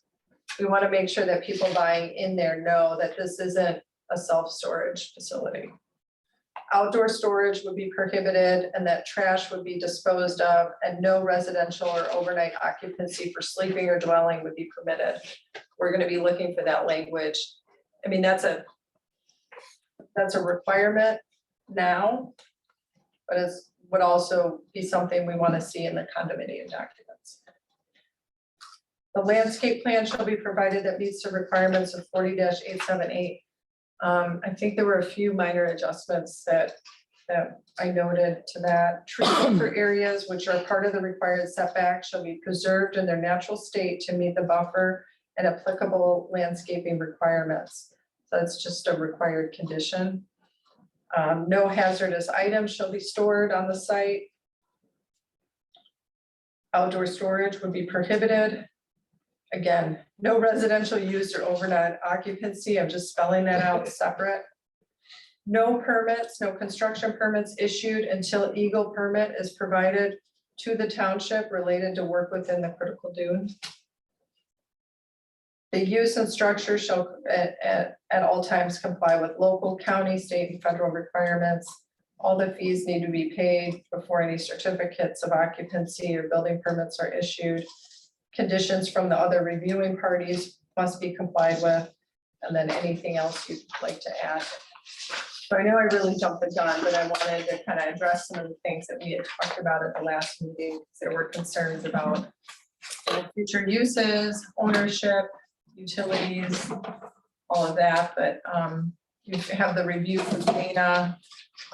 We have the stormwater permit. Your soil erosion and sedimentation control permit is here. The fire district gave their approval to the site plan. The engineer gave his approval to the site plan. So that's where we are. Okay, so thank you. And then, so going forward, the next step, since it's old business and we would do you like the developer to, I know this is the first time you've heard it, but I was gonna suggest that maybe we just ask the questions that us as a commission may have directly to Mr. Bosroff, and then we'll, or would you like to have a section of the No, project? I actually went over and drove it, looked at it, looked at the prints, and I think unlike the prior, everything seems to be in line here. We have the approval of the fire department, we have the setbacks, the landscaping, so it's like it's supposed to be. Unless you have something you're dying to A say. smaller narrative. Last time we were on Zoom, and I could only get about every fourth word heard, so I tried to keep it really short. Can I hit maybe just the highlights or the points that probably really matter? And then I won't keep everybody here real long. I'm Scott Boscraft. I'm here on behalf of North Shores. If I run through this narrative, and it was put together because I knew I was going to be on last time, but probably the things that have changed the most is there was a lot of agencies involved in this because it wasn't the critical dunes.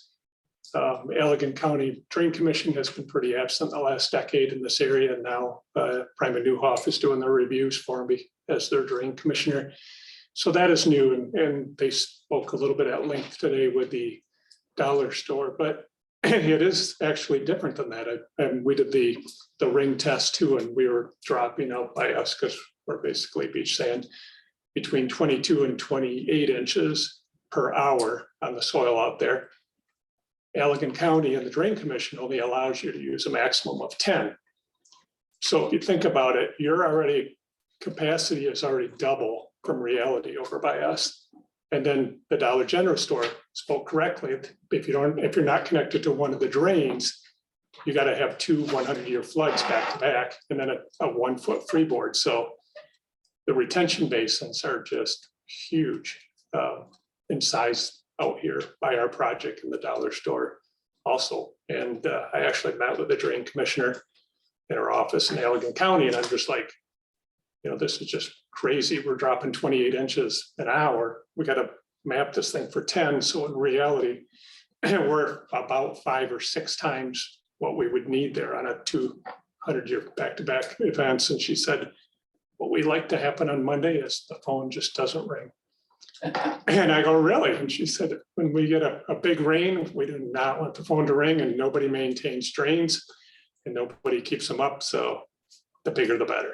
And actually, they're correct, because in my prior municipality, I was teasing our engineer because we had our annual 100-year event. Right. It was like, this is 100 years, and it was like there were like 3 of them right in a row every spring with massive amounts of flooding and a huge room of really unhappy people yelling and screaming at us because it's our fault that all the rain came down. So I appreciate the quiet phone. Right. So the third page of this site plan actually has it, and it shows by color code where all the water comes from different areas of the lot, and how they get retained in different retention areas. And all of our water stays on site. Nothing goes to a drain or a county drain, or actually moves or even goes into other properties of ours or our neighbor next door. So that has changed, and that is a bit different than what we're used to. And then I think you guys were talking about seeding those, because part of this project is in the critical dune area. Eagle weighed in, and if you look at our soil vegetation plan that's in here, it's written a little bit for this particular municipality, but it's written a lot for Eagle. And so when you look at the mixture, the retention basins are all in beach grass here with a sandy sidewall, sandy bottoms, and we keep a kind of a greenhouse of beach grass out by us. So we actually use grass that's on site already.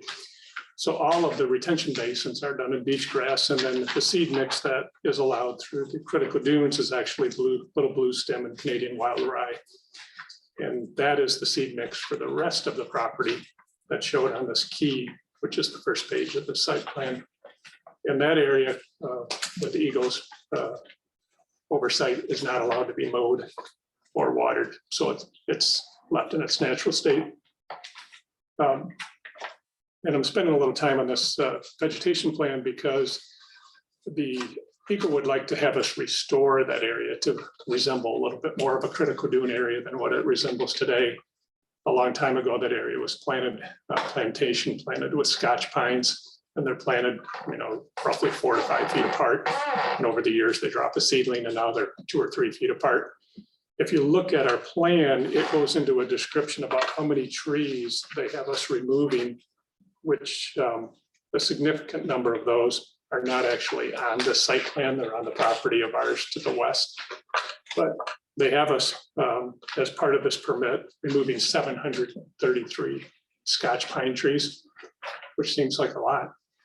And if anybody has followed our project, we've removed about just shy of 1,300 of them over where the basin is proposed out by the river. Would have been 4 years ago now, which was a condition of an Eagle permit. And if anybody watches during the winter and watches the smoke that comes out of the state park area, they are out there every winter cutting down the Scotch pines and removing those because they are an invasive species for the dunes here, and they want them gone. So part of the permit, and I do have my Eagle permit, by the way. I got it on Friday. I'm sorry, I forgot to send it on to you. But I have it right here. Yeah. So part of the condition of that permit is we do remove 733 Scotch pines. Of that number, I think there was roughly 148 of them that were actually in this site. And so the grass changes, the species change from the earlier phases. The trees change a little bit because boxwoods aren't allowed in the critical dunes and different species. So the tree species have changed to meet Eagle's permit.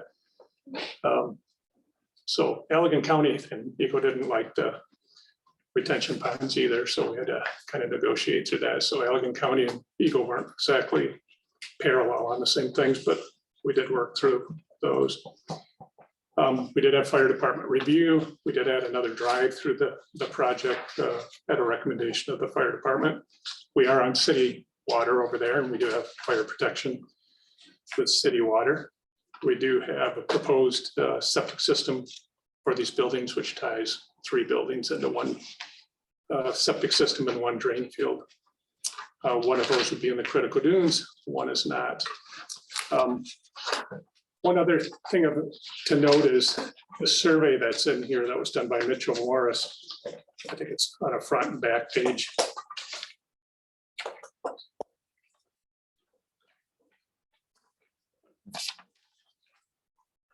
So the parcel that's in is the 04903.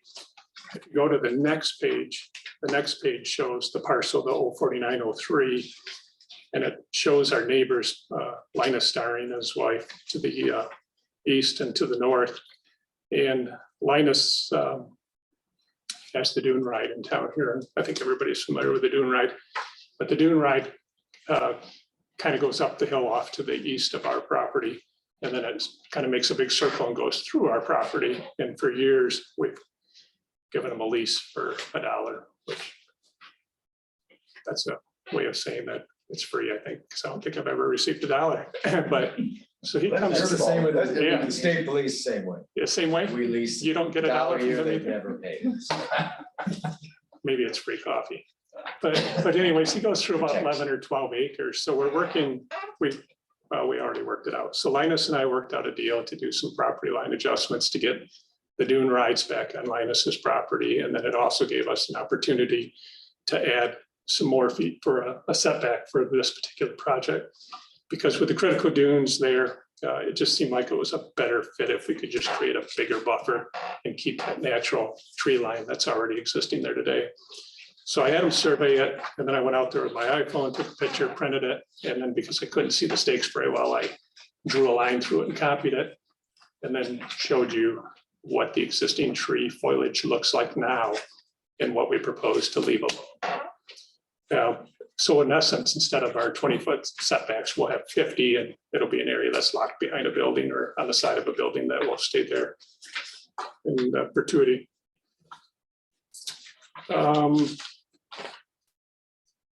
Trying to think of other highlights.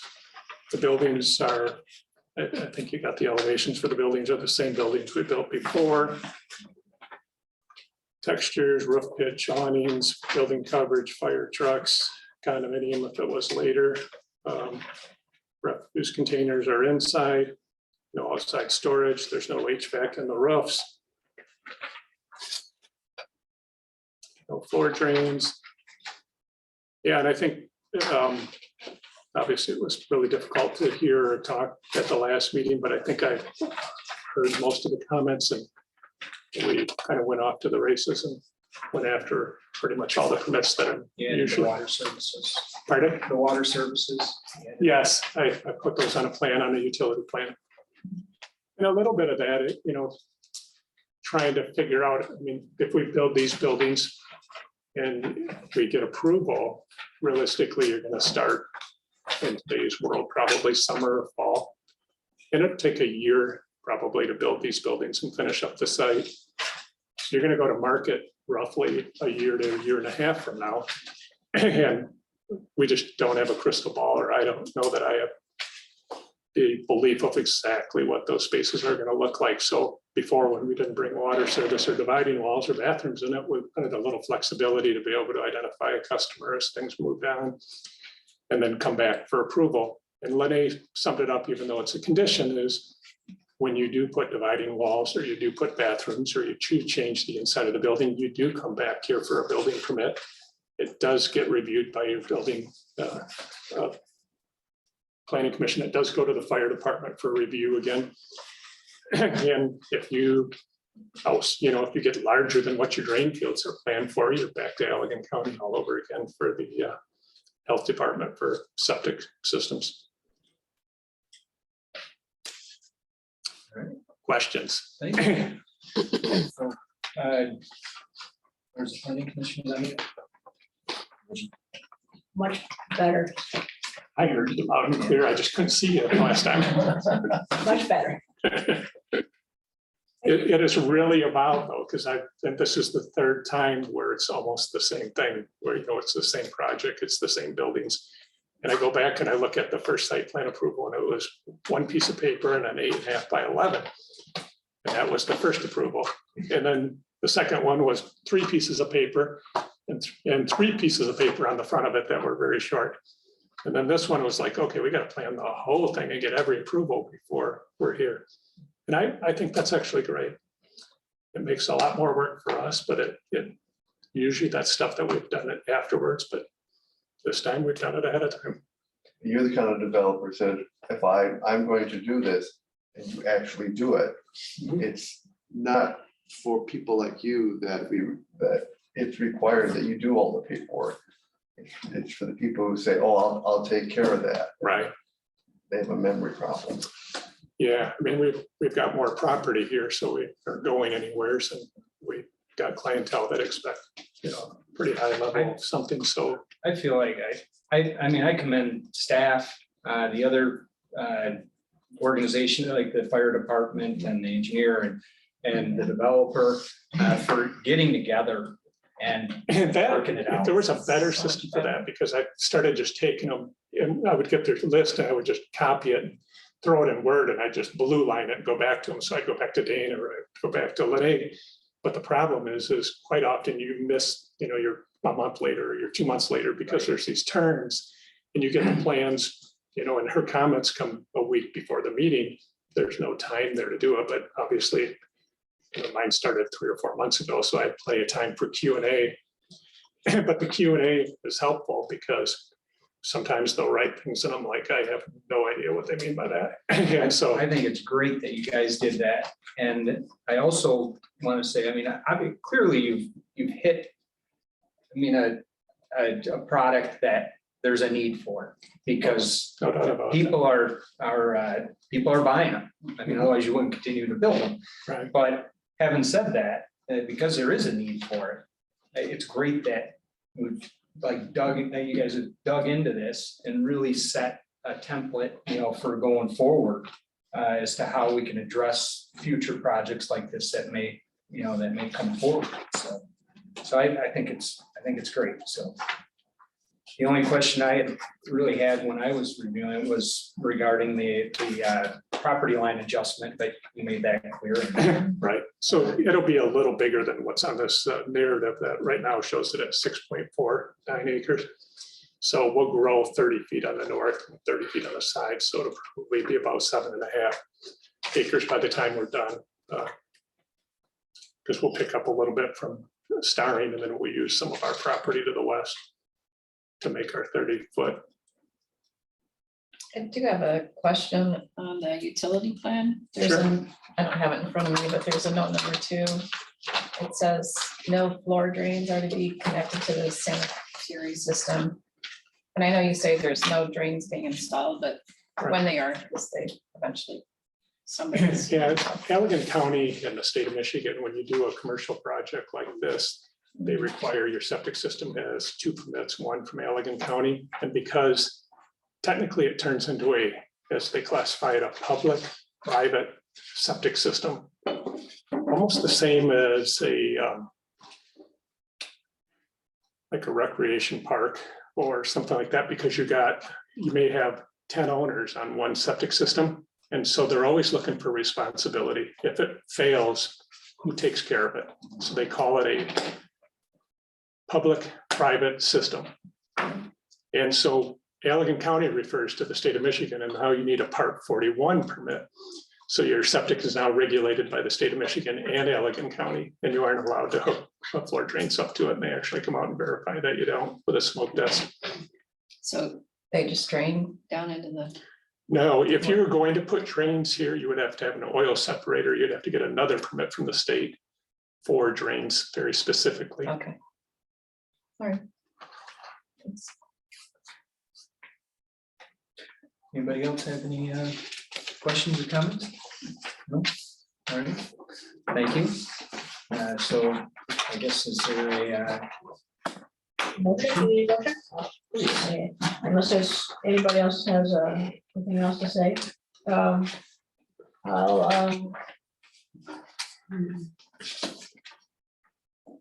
think about where I'm gonna go here. Move to approve the site plan for wholesale sales and service on parcel 20-003 at the address approximately at 3500 Commercial Boulevard. If that's the approximate address. With the following conditions as stated in Lene's narrative, at which there are 15. I can read each one of those, but if you have the copy of it. I have a lot of copies. I guess that's the motion. okay? Is there a second? Second. All right, we have a second. So I guess we'll just do a. I'm just, on the agenda, the parcel number is a little different. I took. This is the correct parcel Got it from number. her. That's why I double checked. It's 03 at the end. It's 03. Okay, thank you. You're welcome. Based on the conversation, we can do a voice vote, I believe, so all those in favor say aye. Aye. All those opposed? Okay, thank you. Thank you for your time tonight. I appreciate it. Thank you for making it work so hard. I mean, that positive. It was good for you. It actually was. This is actually, it's things you do afterwards. And now they're all done ahead of time. And I'll get you a copy of those It'll be minutes. easier next. Yeah. Yes, exactly. Next time, aren't you running out of room? Continues to be a nice looking project. Yes, well, thank you. No, I don't think we're quite out of room yet. It's, 300 acres over there, so, but maybe one of these days we'll get through the Army Corps permit and we'll have a boat basin and we'll build a few more houses and be done. Are you working with Kyle Harris yet for the property line adjustment? I haven't yet. As probably a few of you have noticed, the surveyors in the olden days used tape and, a wheel or whatever. And when they did dunes, they would go up and down these hills. So irons and lot lines are never quite exactly where they were. The property that we owned there, the previous owner spent significant amount of money having proper surveys done and having new legals written that actually line up with the county parcels and stuff. But when Linus and I started talking and we started looking at some of his old surveys, and when we went out and looked for the irons and had the surveyors out here, his proper description has all gaps between all of his parcels and between Saugatuck Township and I guess what would be to the north, that'd be the Lake Town. So there's like a 30-foot gap or whatever. So we're having it resurveyed and new legal descriptions. So we'll submit those to Kyle and get new legal descriptions to the county and to the township, and then we'll do the split. Otherwise, we would be everybody a mess later on. So that's where we're at. All right. Thank you. Thank you. Thank you. Have a good night. You bet. Appreciate it. Okay, so moving on to committee reports, priority list. I don't think there's any updates, really. I just wanted didn't to. think there might be. Okay, Do you have an update? I don't know. I guess I'll leave it out there. If does anyone from economic development, rural character and conservation, or attainable housing have any updates on their committee? I think the only thing from obtainable housing that we've talked about, it's just, it's really preliminary, so is that come April, when I get back, is probably gather and maybe look at the senior housing. And see whether if that's something that we would like to consider within this township. And so I think attainable housing is gonna go a little bit next time, that we'll look at the senior housing. Senior housing is an economic development wish list too, so. Okay. If So we can help you we'll with get that, together. all We'll right. get together. There are And you're on many- both committees. so there we are take- many jurisdictions that have some kind of ordinance on regards to senior housing, the types and, you know, how big they have to be and so forth. So that's something that we should consider. Great. So. Stay tuned. Did you get my email that I sent to you? I did. Okay. Yeah, so when I come mid-April or so, we'll, because I think that's gonna be a lengthy discussion in regards to what that is and what we want to do, and so. That work. All right. Thank you. So township board update. Mr. Hellman. Yes, thank you. So the township board met on March 9th, earlier this month.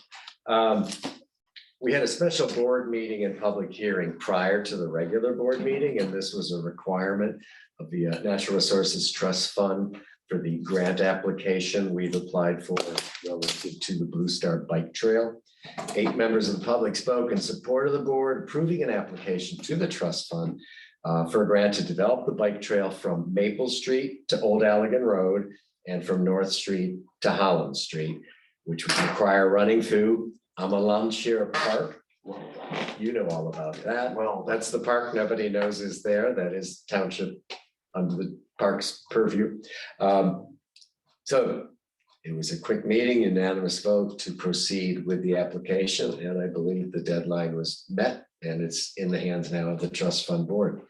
Then we had the regular board meeting. We had a presentation by landowners along Wiley Road, west of Blue Star Highway, expressing their desire to have public water extended to them through a special assessment district. There's a pattern forming here. That's my editorial comment. That's all I'm going to say right now. West of, on Wiley Road, Going past the towards- church. Yeah. Update, just in case you didn't know this, and the paperwork came through today. Well, the church itself is in Douglas. Right, yeah, I Okay. understand But the Yep. wildland with all the trails. that. Yep, The sale's gone through. okay. That's all I know. It's property transfer affidavit actually came in today. So they're involved too with several property owners even further west that And so they want to. they want water to build houses, basically.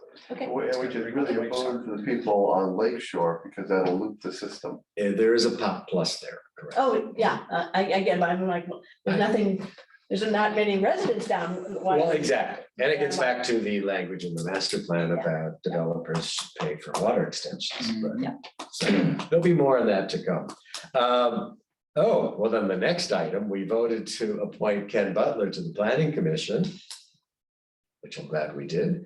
He's replacing Daniel DeFranco, who is currently our interim township manager. Let's see, we voted to support and participate in the Tri-Community Recycling Committee through December 31st of this year. They'd actually been in suspension for the last 3 months, or they didn't technically exist. They weren't suspended, but so we moved forward with that. Then there was, oh, Scott should have stayed for this. We have an option to purchase property within the North Shore area that has as a potential municipal well site. And we have until I believe it's next July to exercise this option. The agreement that's been on the table from North Shore is they would sell it to us for $1. There's a theme here. Please write us $1. So we changed the title of operations coordinator, Daniel DeFranco, to interim township manager. We appointed myself and Clerk Bigford to serve as the hiring committee and launch a full-time manager, launch a search for a full-time manager. Search is to be completed by March 25th, which was last Friday. Search has been completed. I think we've received 8 applications. We posted this with the Michigan, oh, that's a mistake. This is only from my notes. Michigan Municipal League and the Michigan Township Association. It's also on our website. We also directed the interim manager to continue to involve staff in a deeper review of 3 potential website designers and make a selection within the approved budget amount without having to come back to the board for that approval. And we are next meeting on Wednesday, April 13th. Feel free to join us. Is Daniel by chance one of the 8 applicants? Daniel did apply, yes, Okay, good. yes. Good question. The committee had a meeting this afternoon to discuss next steps. Question. Why would we want a well? Township well? I would ask Mr. Berg. I mean, I've heard all the explanation, but apparently it's something desirous for our. The idea At being minimum, I'd say that we have the option to nail this one piece of purchase, Right. one piece of property that is particularly well suited for a well. And we should go take the option. We don't necessarily have to install the well right away, Okay. Right. but just purchase it. Property is the issue. Right. Protected and it's in the overlay So district. that way, if we decide that that we want to expand water through another part of the township, which for fire protection is really kind of critical. We have the option. Okay. And it's $1. Just as a, little side note, that one of my dreams as a resident that lives near there, if you could somehow tie an easement to the state park into that through the Oh. shore property, that would be Well, you awesome. know, that easement was in the original plans submitted by Mr. Padmos, but we're not sure if it's still in there, but it's a good That point. would be awesome. Anyways, so, Very good point. This could be another way of making sure. okay, thank you, Jen. Yeah, thank you. Renee, is there any updates from staff? I'm gonna be out next week. You too. And Me too. let's see, we do have some revised plans from Top Grade. We have not reviewed those yet, but they listened to the planning commission. They are modifying the pond. They are gonna, I think they basically admitted they didn't do the 4 inches of topsoil and Oh, they did. all the restoration, so that is included. They are not gonna dig down to the well. They have an agreement to bring water from the golf course property, or is it the ravines? Ravines? Yeah, so to Oh, use to yeah. initially fill the pond, Oh, the I water gotcha. won't go all the way up. It will still be, below the edge of the top, but there will be water. Will that be permanent? And they will clay line it, thicker clay line, and they believe that the water will stay in, and they will have a way to add water should it not stay at the So they're gonna- elevation that they're So then looking you're gonna have for. some sort of easement from ravines Yes. to keep. Yes, they have that. They didn't send it to me, but they said they had it. So the I'd golf like to course see kind it. of feed Sure. that. They're I'm well, interested to see. yeah, they're running. All the Yeah. time. So who's gonna own that? Top Grade will be the owner forever unless they can sell? Yes. Yeah. So there's, I have not dug into it yet, but yeah, that was Why would they want to keep it? the land. Yeah. I think they are looking at developing or selling it to a developer, Not the, but not the Residents adjacent next property door. owner. He just wants a portion of it, right? Maybe they For haven't said. hunting, that's what I hear. Okay, Okay. so, there's that, and then, I'm out, and the Otting House is slated to have its, cleaning on April 18th through the 21st. It's a 4-day process. The who? Otting, it's an enforcement property on Old Oh, it's a Allegan lot of Old Allegan. and near Lorimar Lane.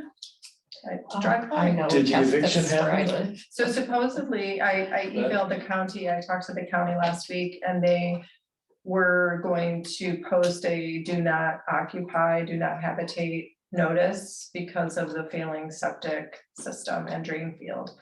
But according to people in the township, I've heard that there's still people there, so I'm not sure if that notice was posted or not. So, yeah, it's been a 2.5 year Yep. journey, Okay, that's mine. 2.5 year journey. Are you talking about the house on the north? No, it's a south. Revs It's on the Road, south, so it's Revs Road. Old Allegan and what? Old Allegan. It's not Lorimar, it's more west than Lorimar.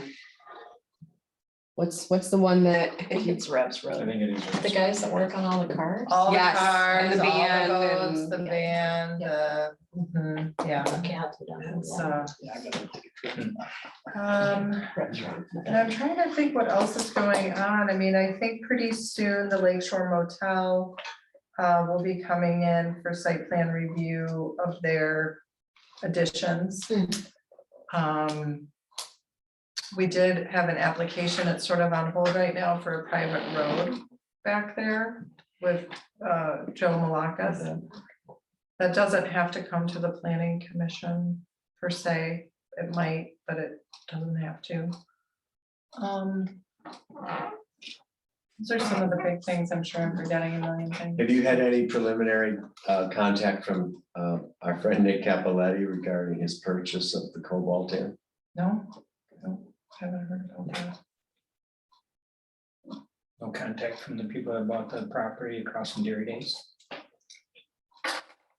No, no, we do have a meeting coming up at the end of April. Someone is interested in purchasing the land next to the gun shop by the interchange behind the Shell for an apartment development. Many units. Many units and buildings. Yes. Hence the necessity for more water. Yeah, check. Well, there's what's that called? A booster there. That issue's come up internally because they want, what is it they want to do? Potential owners don't want that the booster to be considered our property or something like that. But it's important that we have the booster there. I'm just More curious water what's issues. going on with Alvy's property, the barns. Which on one? Allegan and 63rd. I don't have an update on that one. Of just America. There's just no work going on. I mean, they were. pouring- Foundations are in, Yeah. but he had no permits for anything other than foundations. Oh. And He was waiting on looking at stuff. something with, I think it was the septic that Michigan and Allegan County type 2 that Scott was talking about. Something about the septic for that. So we gave him the foundation permit for one building, I believe. He's good. Closest to the road. He already had one foundation. We gave him a permit for another foundation. But everything is kind of hinging on that septic permit, if I remember correctly. Just curious. Did you hear from, is it Weddis? Like Wittes. Yeah.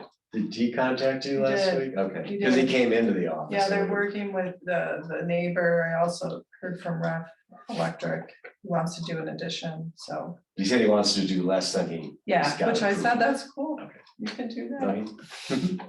He's just trying to do right, I think, or do the. Yeah, right no, thing. he sent me a long email.